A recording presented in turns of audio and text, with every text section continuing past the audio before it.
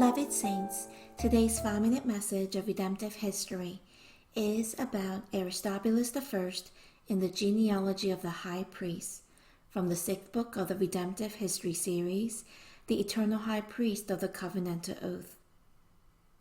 Aristobulus ⅰ was the first among the 5 sons of Hyrcanus I, and he became the 43rd generation high priest. Hyrcanus I entrusted the nation to his wife, and the high priesthood to his firstborn, Aristobulus I. Nevertheless, Aristobulus I was greedy for the throne and changed the ruling structure from government to kingdom. Thus, he was the first to wear a diadem on his head since the Babylonian exile. He was the first person to concurrently hold the titles of king and high priest. Still unsatisfied, he imprisoned his mother and starved her to death.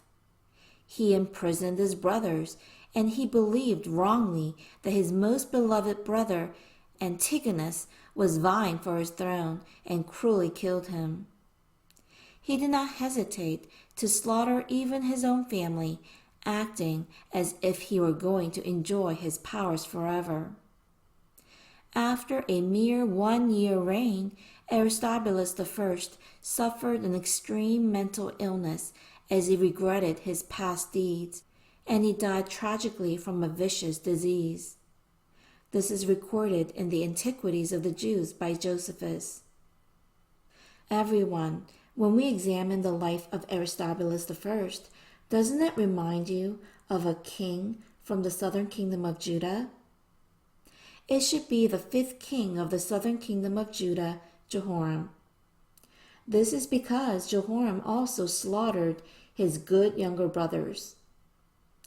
2 Chronicles 21 verse 4 states, "When Jehoram established himself firmly over his father's kingdom, he put all his brothers to the sword, along with some of the officials of Israel."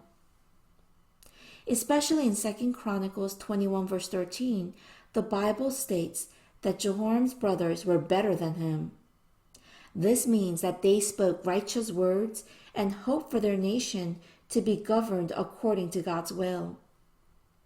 Thus, when Athaliah, who was Jehoram's wife and the daughter of Ahab, led Israel to idolatry, Jehoram's brother spoke words against idolatry. Jehoram did not exalt God, but foolishly wanted to increase his royal authority and sovereign power, which led to ruthlessly killing his younger brothers. Just like the house of Ahab, Jehoram committed a great evil in the sight of God. As a result, how was the end of his life? Jehoram did not repent of his sins. He died from a disease where bowels came out after suffering for 2 years. 2 Chronicles 21 verse 19 states, "Now it came about in the course of time, at the end of 2 years, that his bowels came out because of his sickness, and he died in great pain. And his people made no fire for him like the fire for his fathers." Here the Bible describes his tragic end of life. He died in great pain. Beloved saints, Jehoram and Aristobulus I were wicked people who did not hesitate to slaughter their own brothers to protect their sovereign power.